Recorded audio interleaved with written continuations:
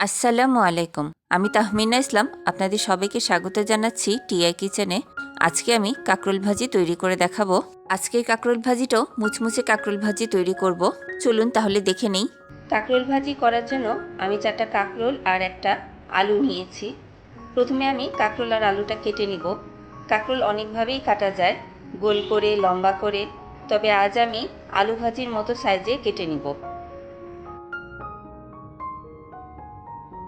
আমি ছুরি দিয়ে কেটে নিচ্ছি, আপনারা বটি বা ছুরি যেটা সুবিধা হয় সেটা দিয়ে কেটে নেবেন।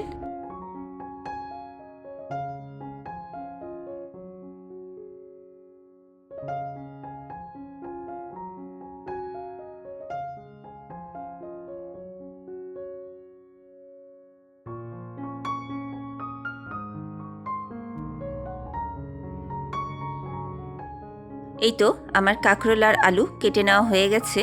এবারে কাঁকরোল আর আলুগুলি ধুয়ে পরিষ্কার করে নিয়েছি। চুলায় একটি কড়াই বসিয়েছি। কড়াইয়ে 2 টেবিল চামচের মতো তেল দিব।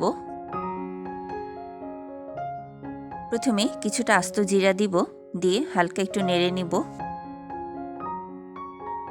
দিয়ে দিব কিছুটা রসুন কুচি, রসুন কুচিটাও একটু নেড়ে নিব। কেটে রাখা 2টা পেঁয়াজ কুচি দিয়ে দিব। ফালি করা 5-6টা কাঁচামরিচ দিয়ে দিব। এবারে পেঁয়াজ, কাঁচামরিচ, রসুন সব কিছু নেড়ে হালকা ভেজে নিব।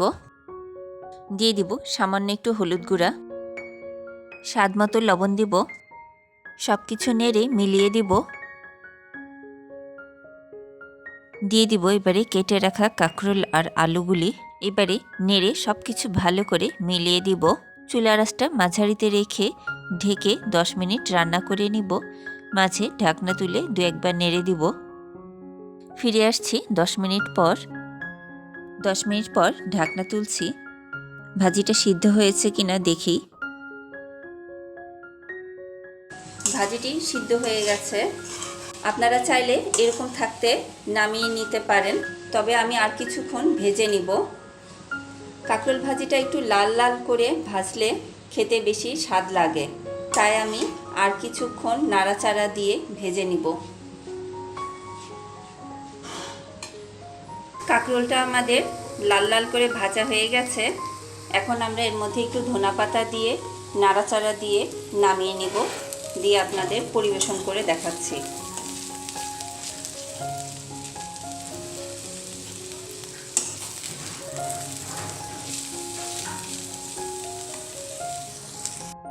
সেই সাথে তৈরি হয়ে গেল খুবই মজাদার স্বাদের কাঁকরোল ভাজি।